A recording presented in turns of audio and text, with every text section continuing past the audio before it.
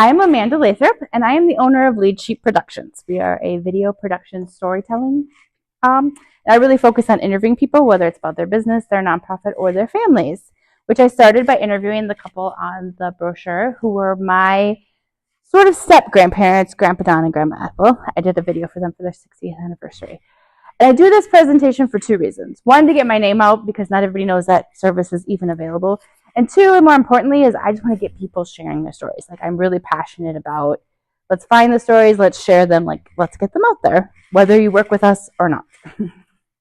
I am not a certified genealogist. I want to make sure that you all know that. I took a class on how to get certified. It was like, no. It's so much work. So much more work than I wanted to do. But I've taken lots of classes and done lots of research for my own family. And mostly I'm going to tell you stories to show you some tips and how I learned them. And feel free to ask any questions as we go along. I always like to start with this warning. Nobody's ever heeded it, but your ancestors were real people who lived real lives. They had what they call non-paternal events. There were adoptions. There were, babies born out of wedlock. There were people who went to jail. There are all kinds of things, and you are going to find something that surprises you. So just a warning. And also, if you find a relative that really doesn't want to talk about something, that might be why, and maybe don't push them. That's a little, be prepared. Oh, wrong way. All right, so I'd like to start this with how I got started. This chair, I was raised by my maternal grandmother and her second husband, Craig. And this chair was in our house the whole time I was growing up, this rocking chair. One day I was sitting in this rocking chair and Grandpa Don, who's on the front of here for sure, looked at me and goes, "Do you know that was my grandma's rocking chair?" And I said, "No." And his two sons were like, "Yeah." He goes, "Her name was Anna Schinkel." And they both go blank and they're like, "We've never heard that name." And he starts telling all these stories about his grandparents. And everyone's just fascinated. And I'm like, I got to get this. So I run upstairs and get my computer and I start putting all the information that him and Grandma Ethel can tell me about their families. And Craig buys me an Ancestry.com membership, and nobody sees me for 3 days because I had multiple families to go down, these multiple paths. I filled in hundreds of people at 3 in the morning. Then I found a lot of it was wrong because I didn't know what I was doing. I was just following Ancestry. But I got very into it. Here's some things that I wish I had known when I started for you. So first, you're going to start with what you know, right? So if you haven't started or you want to go back, what do you know to be true about yourself, your parents, your grandparents? Any dates, any places, anything that you know. And then you might even write down some things you're not sure about, but you'd heard. Like, oh, I know they always went to Baltimore at Christmas. Maybe there's a relative in Baltimore. Something like that you kind of know and you have a starting point. You can interview family members. And if their family members are not available, what did they leave you? Oh, if you do interview family members, don't say, "Tell me about when you were younger," because they're not going to. But if you ask them a specific question like, "Where did you go to school?" Or what was your school like? Was it a one-room schoolhouse? Was it miles away? Did you walk uphill both ways? All those kind of things. And if they're not around, did they leave journals? Did they leave photos? Are there names on the back? Is there anything that they left that could be clues that help you start to fill out what you know? Then we're going to follow our GPS. Genealogical proof standard. Again, this is the class where I was like, I'm not getting certified. But this is what professionals use when they go. So first they ask themselves a research question. So what I started with was, how many people can I put on this tree? Not a great starting point. Now I ask myself questions like, okay, Edward Smith, who parents are non-existent, who are his parents? Or where was he from in Ireland? Because that's going to help me find his parents, right? What's the question you're trying to answer? Then you're going to do a reasonably exhaustive search. People fight over what reasonably exhaustive means, but basically it means we've come up with where everybody would look. Where could you look for records? What should you be able to find about this person? You're going to collect and cite your sources, which we're going to talk about. And then you're going to analyze. What does all of this tell me?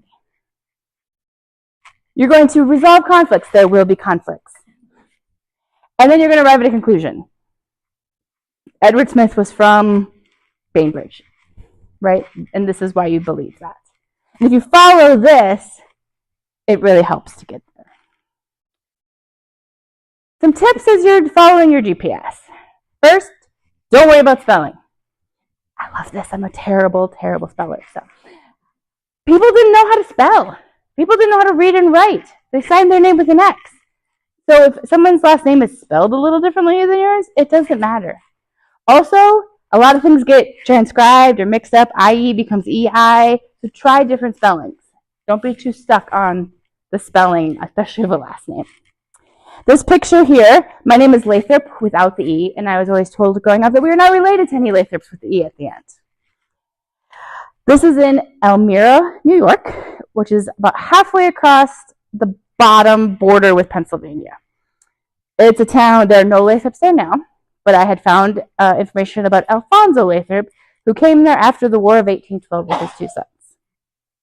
And when I went there, any person you asked, young, old, black, white, anybody, you said, I was in town looking for Lathrops, they all said the same thing.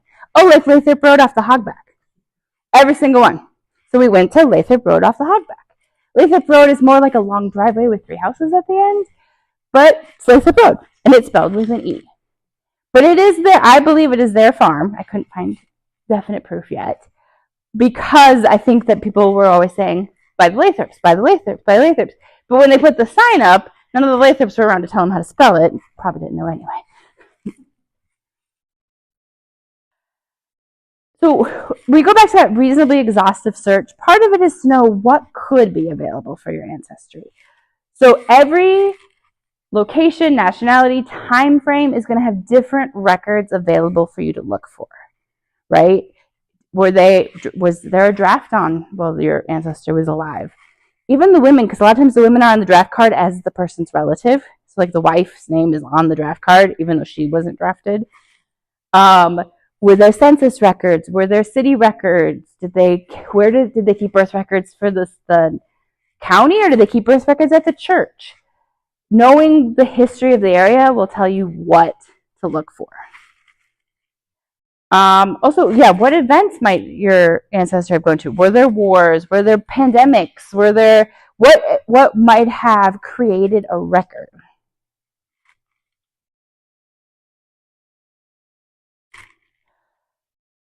Also, knowing the history of how people migrated. There's a great book called American Nations.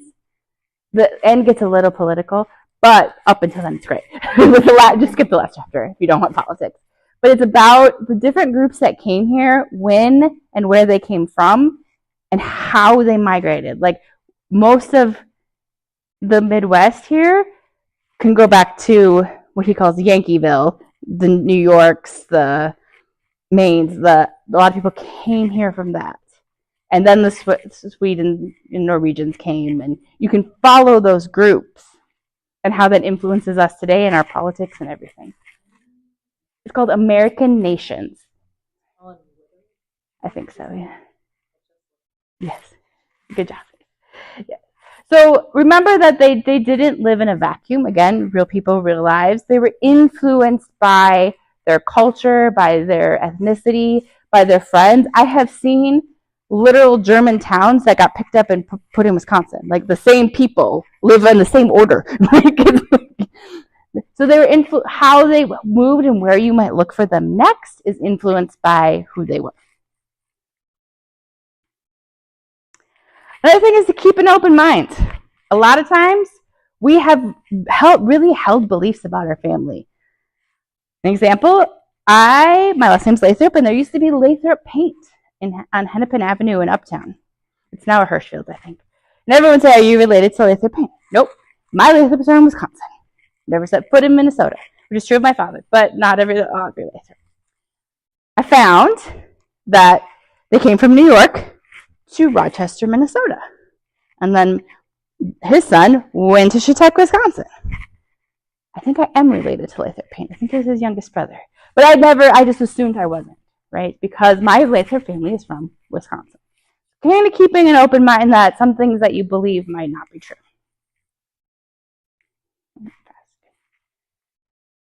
All right, sources. We have this very, very helpful definition of a source from the Professional Genealogy Manual. A source is a means which we acquire information.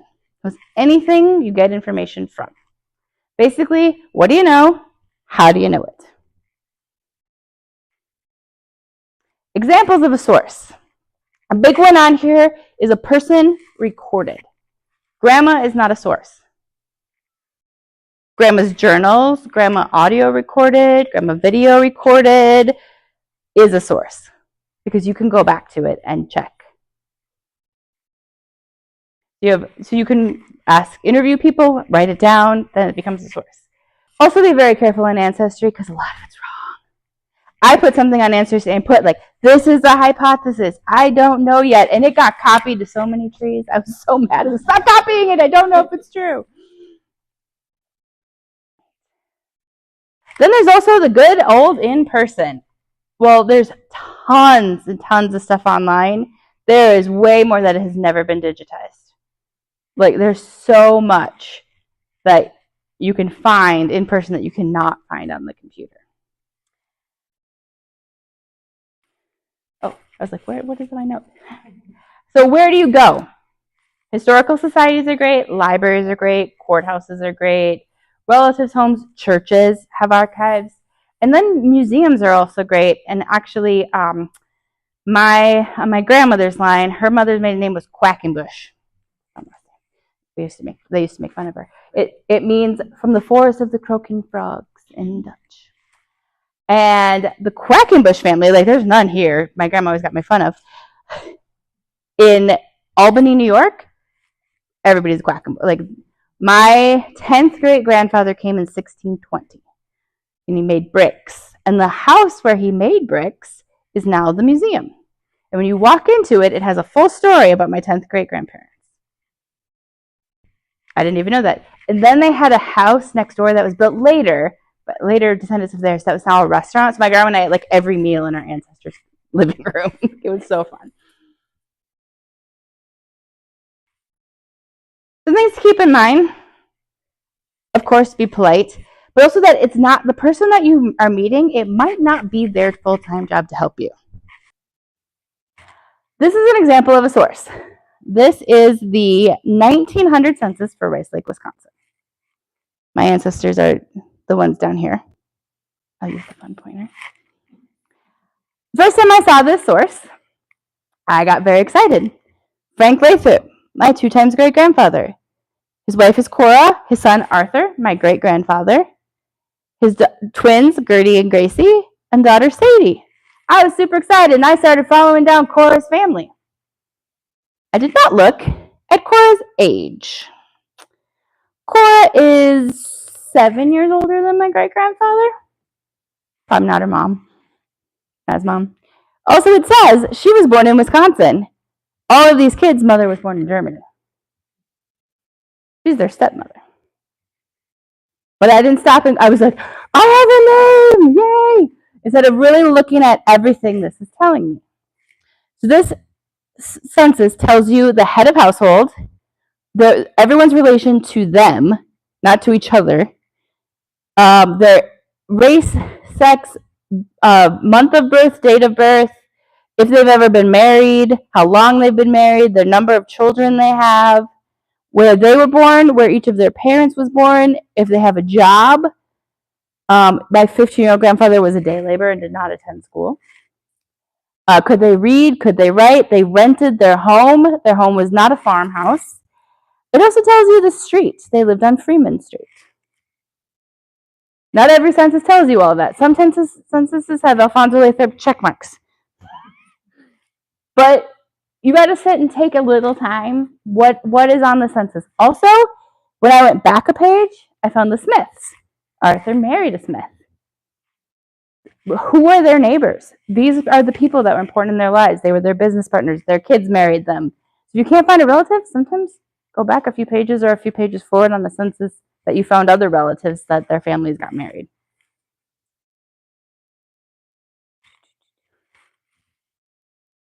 Question? Absolutely. So when you say something like my second great grandfather, yes, what's your saying is great-great-grandfather. Yes. Right? But you're not specifying which great-great-grandfather. No. That's not part of that. No, usually you say, so I usually say like maternal or paternal, like for grandparents. Yeah. And sometimes I'll say my paternal line, but second great grandfather is pretty common lingo, I think.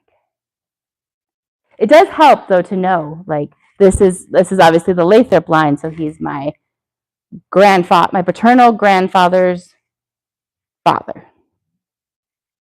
Yes.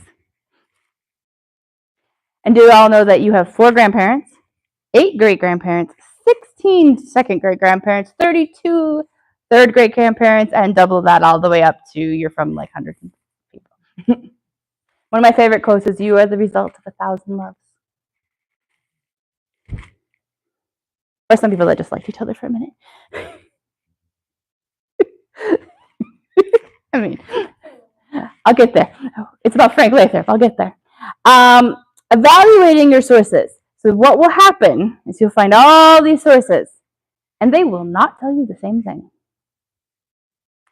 You have a woman who was alive in the late 1800s. She will suddenly get younger every census. All of them. I don't know. It must have been like really bad to be old. I don't know. I mean, I've been 29 for quite a while. So I now say I'm the oldest of 4 girls. I now say I'm the youngest because they all turned 30 and I didn't. So how do you tell what is the right information? I have a relative. There's August Schwartz. August Schwartz had 25 different sources that said his birthday was March 27th, 1879. I'm making up the date. He had one source, though, that said he was born in February of the year before. But all was his gravestone, anytime you asked him, he said March 27th, 1888. So how was he baptized a year and a month beforehand? What you don't know is August Schwartz's parents both died by the time he was 4. So he didn't know. His siblings had told him, yeah, you were born in the spring, like a couple years ago, right? So he honestly didn't know, so he picked a date and went with it. But the true date, even though it only shows up one time, is February the following year, or the previous year. So when we have all these sources, something to ask yourself is if it's closer to the event.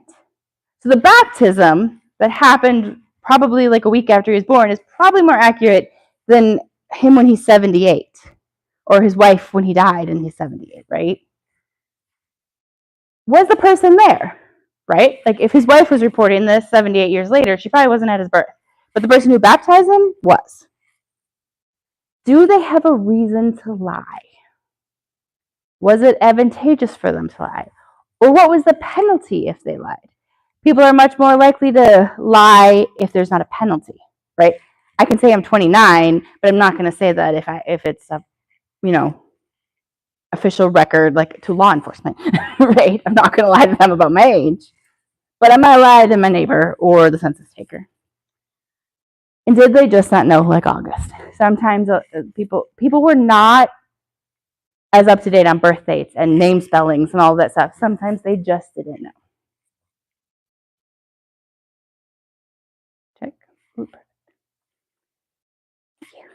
So here's an example of kind of all of this coming together and how one source can change your assumptions and really help you. So you can be completely lost.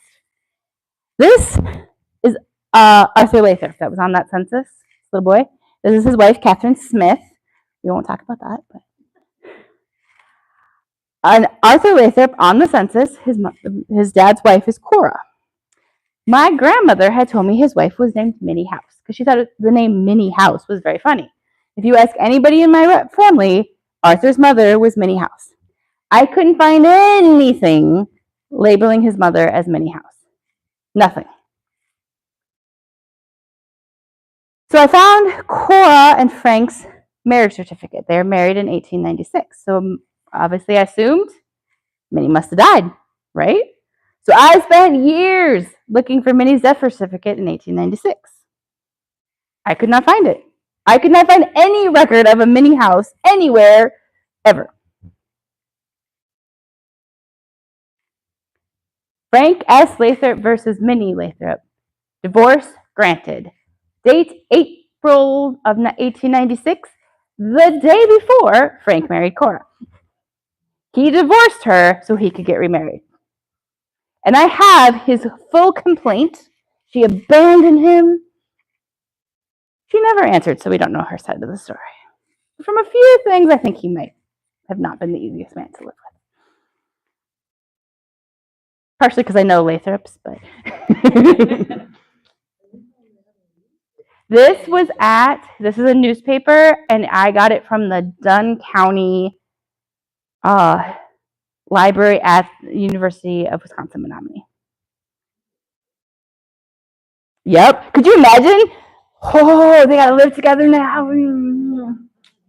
Yep.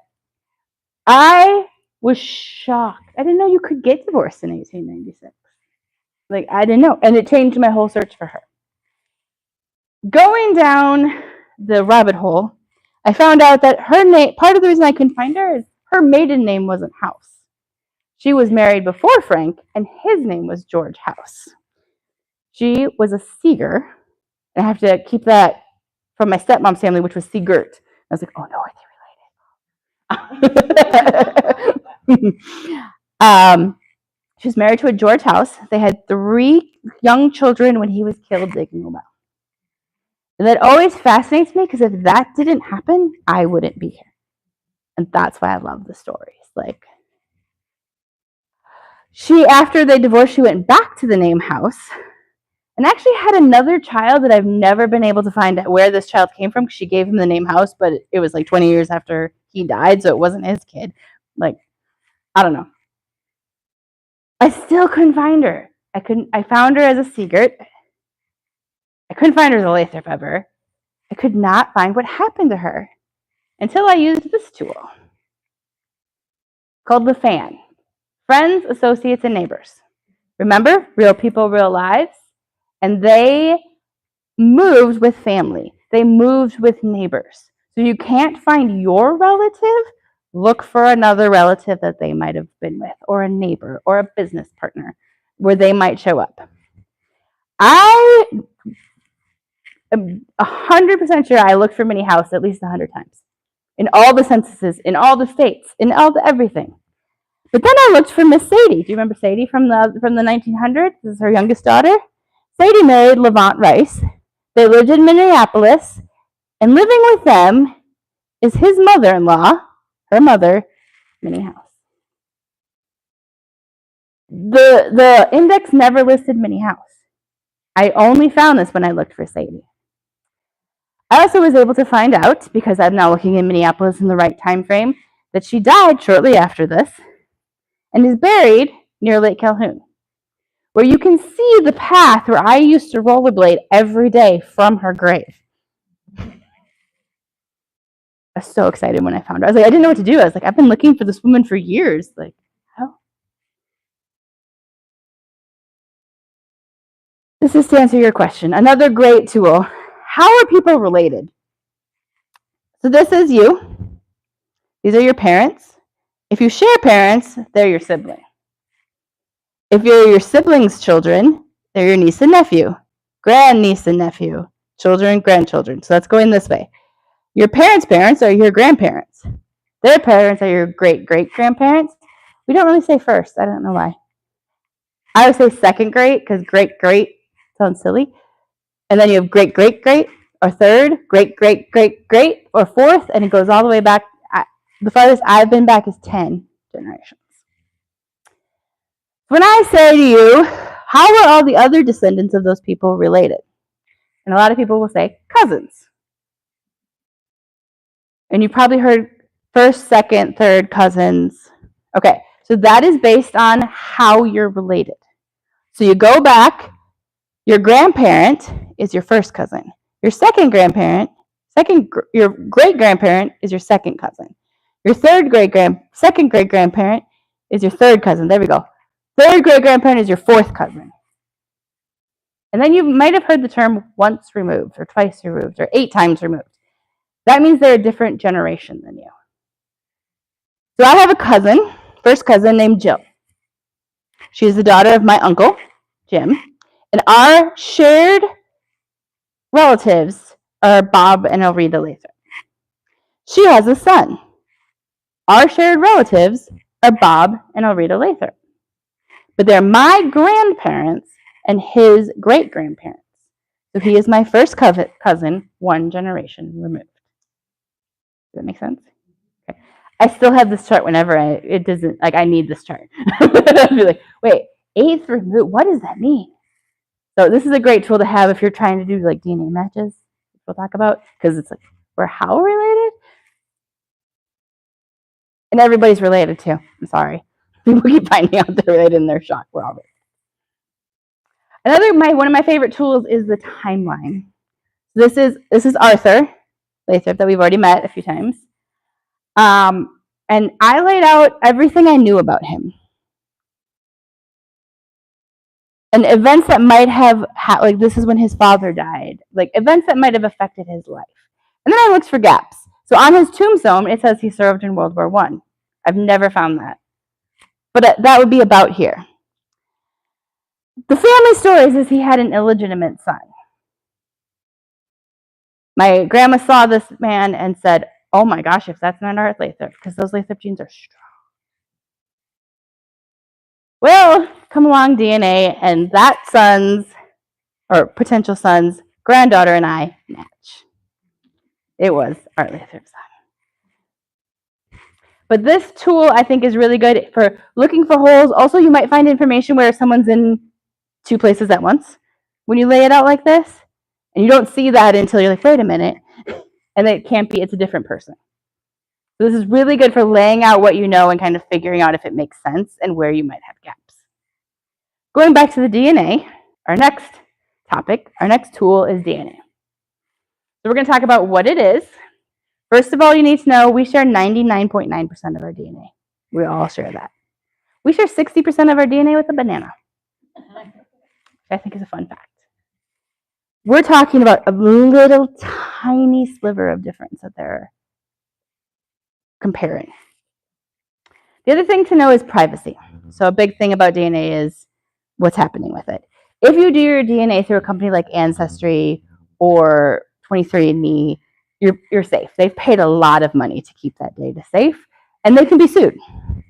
There are volunteer-free sites like GEDmatch, where you can take your DNA off Ancestry. You basically get a piece of paper that's just ATGC, ATGC in different orders. I'm like, how is this me? And you can upload it. Then it's not safe. They don't have the money, the resources, the time. So if you're going to do that, you got to know that. Also, a big thing now is genetic forensic, like looking for people like unknown DNA in crimes.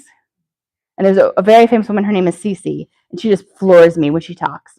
You see her on the TV, you're like, wait, how did she get, what? Did she spend all the time doing all of that? Oh my gosh. So what happened was the law enforcement was like, hey, we got this resource. So they started putting up unknown DNA on Ancestry.com. Ancestry.com is not giving your DNA to the police. That was a big thing people got all upset about.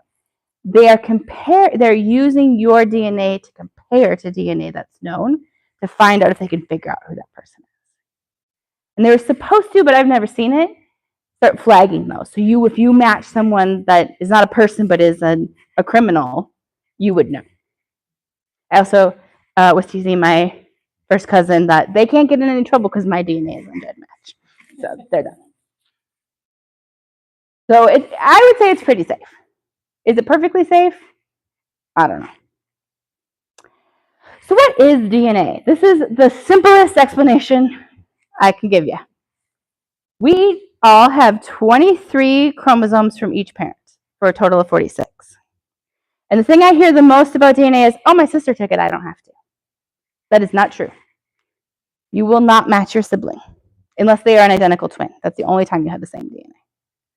Because you got 23 chromosomes from your dad, but you didn't necessarily get that there's 23 other chromosomes that your sister could have.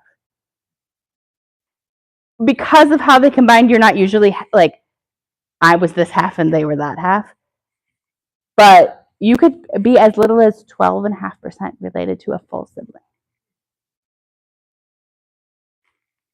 So this is kind of to show that's gummy bears, but it's kind of to show like these people got half and half, which isn't very common. But and then you can see like this one has a lot of red, this one has a little red from their grandfather. This one has a lot of white, this one has a little bit of white. And so it's different portions of different grandparents, all the way down to these ones are all mixed together, and some of it is like it disappears after a while. If that makes sense. I don't have questions about this. This is very simple. How it recombines and everything, and why you get this and why you get that is a whole other thing. I was like, how do I explain this without like the double helix and all? Like, I don't even quite understand that. So, when you do your DNA on Ancestry.com, which this is my Ancestry.com printout, a lot of people do it for ethnicity. They want to know if they're German. They want to know if they're French. They want to know if their relatives are Irish. The problem is we don't actually have anything that says that, right? Those are kind of constructs of man. Germany, as it is today, was not a country until the late 1800s. So none of your relatives, if you look back at censuses, will say they're German. They're Prussian or Bavarian or something. They will not know German. It's not a thing. So understanding that what they're doing with your DNA is comparing it to a reference sample of people from that area that are known to have family way back. Does that make sense? It's kind of complicated. If they did not test your village, you might not come back as that ethnicity. Because you're not going to match the reference sample. The reference samples have gotten better. So when I first did this DNA test, probably 2010, I did not come back German at all. My paternal grandmother is 100% German. Her last name is Richter. No German. But I came back very, very British. And if you know anything about Britain, it was invaded by the Saxons, Anglo-Saxon, way a long time ago. So that is the DNA that they were comparing to, and that was showing up. Now, with them updating their tests, I am now 41% German. And it's Germanic Europe. That includes France, that includes Switzerland, that includes Austria, Hungarian, Dutch, I think. Like, it's a big area. You also need to know that Germany is in the middle. It was invaded. People, all kinds of different DNA mixing in there. So it's really hard to say you're German or you're Norwegian or Irish is pretty, because it's an island, is pretty good. Like, that comes out pretty well. The other thing with reference samples, I'll go back to Irish. So one thing to know is like knowing the history. So my sister, she's a half sister. Her last name is McGee, very Irish. Her DNA comes back mostly Norwegian. They didn't even know the history of Ireland. They were invaded by the Vikings.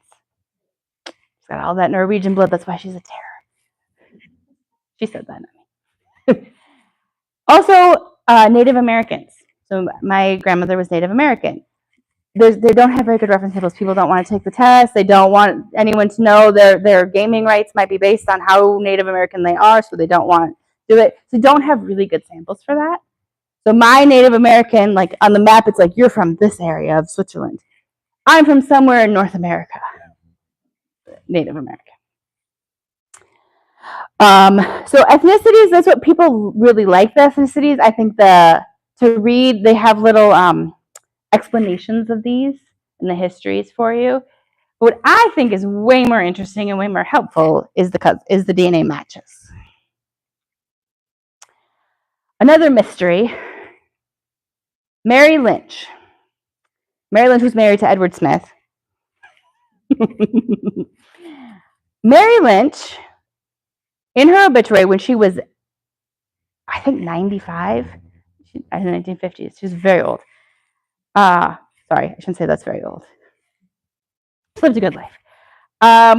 In her obituary, it says she's from the County Kerry in Ireland. The County Kerry was founded by the Lynch brothers, and every first daughter's name is Mary. How in the world do you find her in Ireland?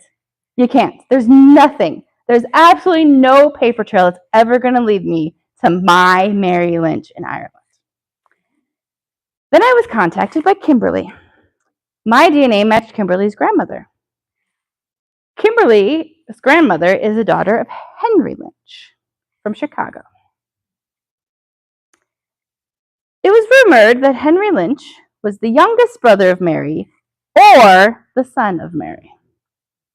And us showing up with that far DNA apart, it's possible.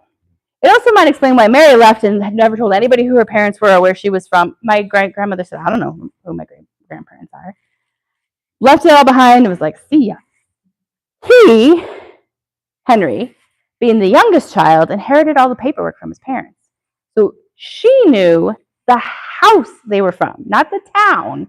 I have the house they lived in, the parents' names, so much history that I never would have gotten without this DNA match. I also got her to send me these photos. On the back of these photos was written Rice Lake, Minnesota, Rice Lake, Wisconsin.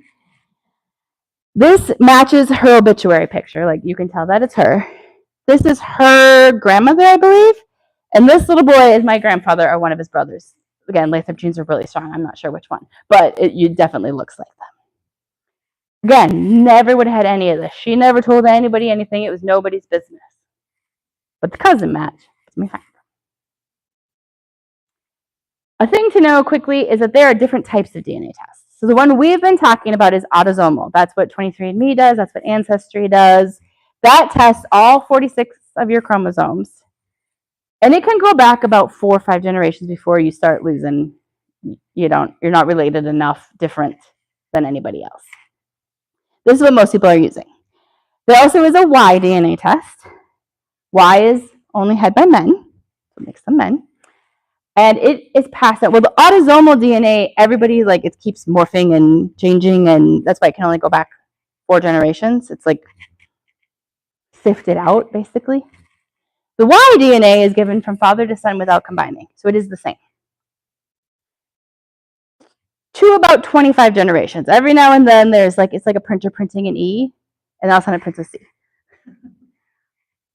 And that especially happens if the father was older when the son was born. That's more likely. But you can go back so much further with Y DNA. So I had my uncle take this test.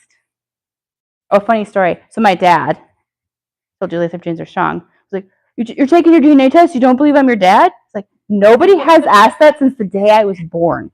If my father walked in here right now, I wouldn't say that's my dad. You would say, oh, hi, you must be her dad. But he was upset that I was taking this DNA test.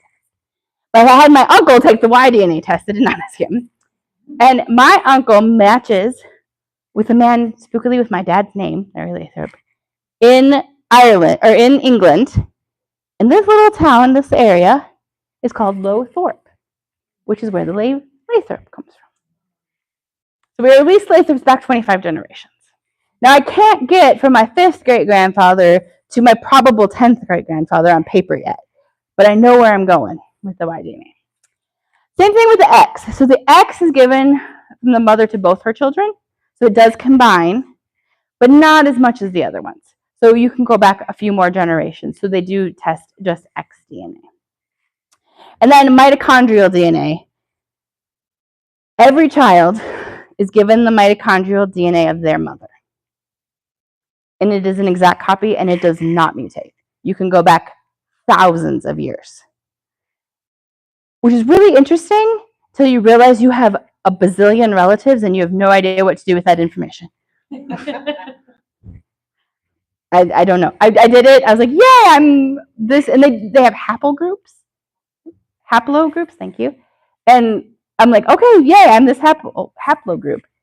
That I don't know what to do with that, but it's cool.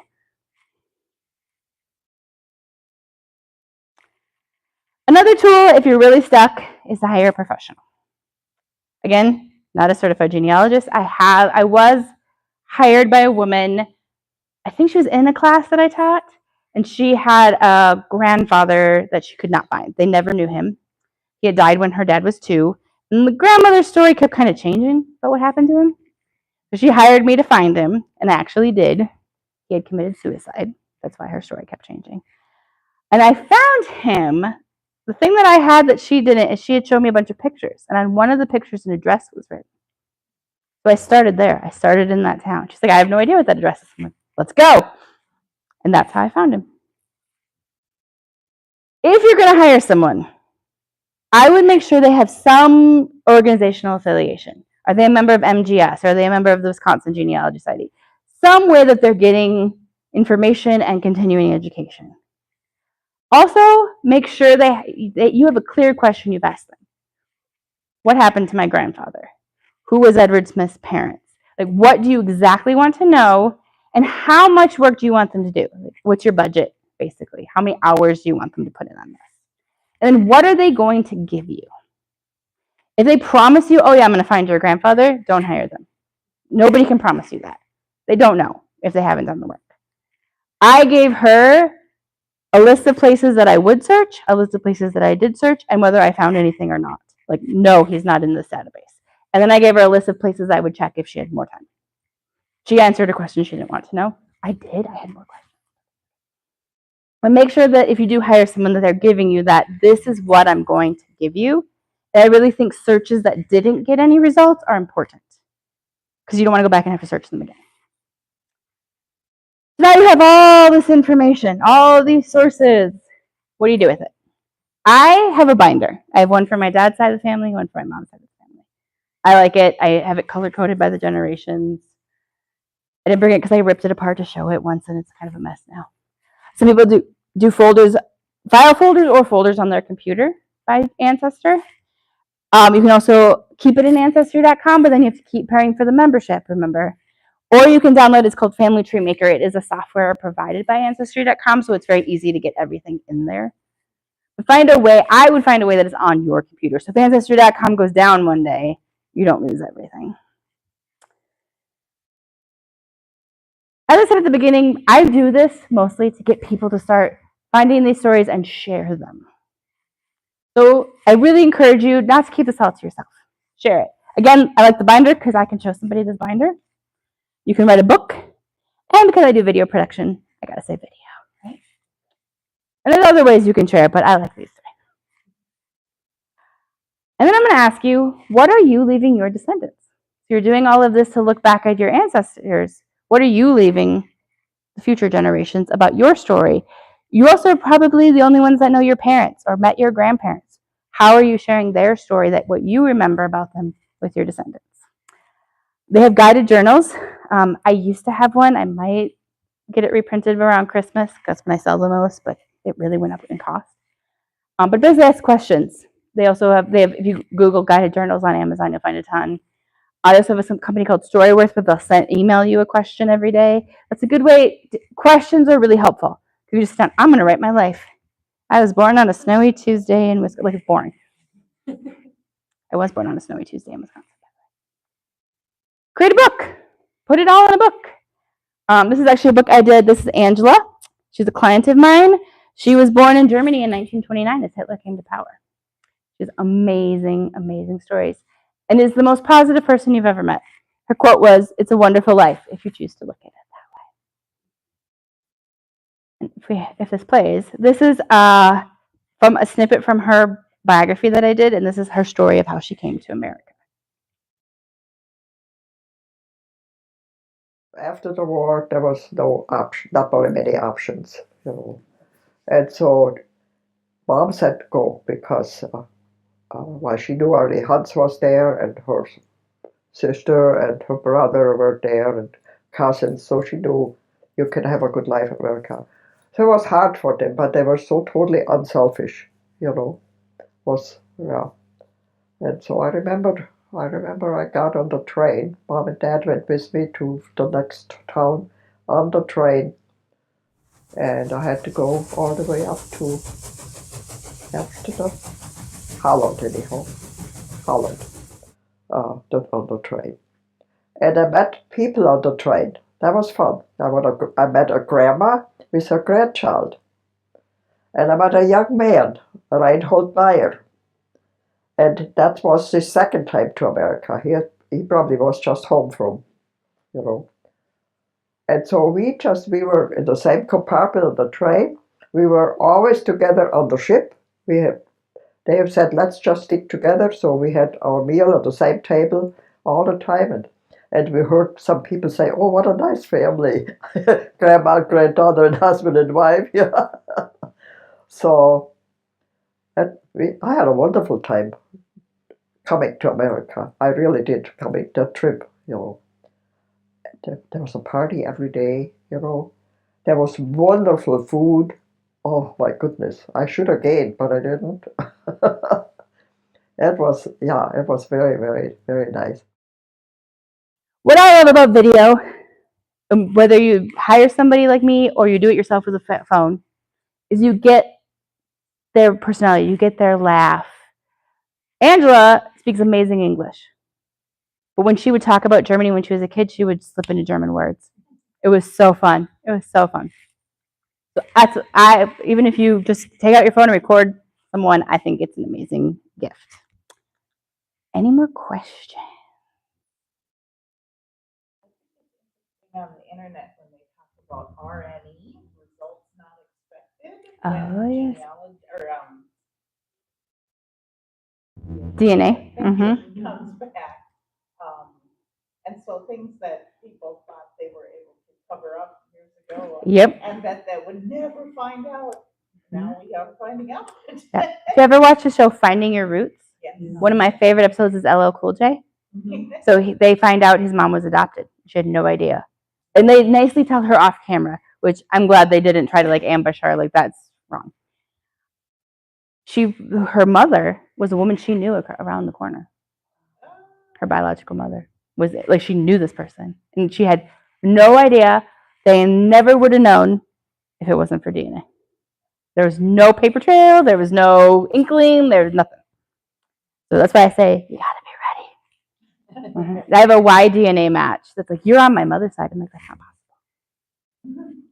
It's not like, it's a Y DNA match. My uncle matches your brother. They have a paternal line match. She would not believe me. Nope, you have to be on my mother's side. Okay. Like, I'm not gonna ruin her day. Mm-hmm. And then things that were a law, like maternity in terms of fertility doctors. Yep. And you know, Yeah. can't people see into the future? Like if you fathered 300 children, that someday perhaps They don't think that far. You know, I don't know. So yeah, people are often shocked what comes up, but real people who lived real lives. It's funny that you mentioned everyone in Ireland being named Mary or something. Yes. Because we always thought my grandmother's name was one thing. Oh, it was Mary. We knew this aunt. Oh yeah, her name was Polly. No, it was Mary. That happens a lot actually in the 1800s when women stopped, like, they got younger every census. Also, they like dropped their first name.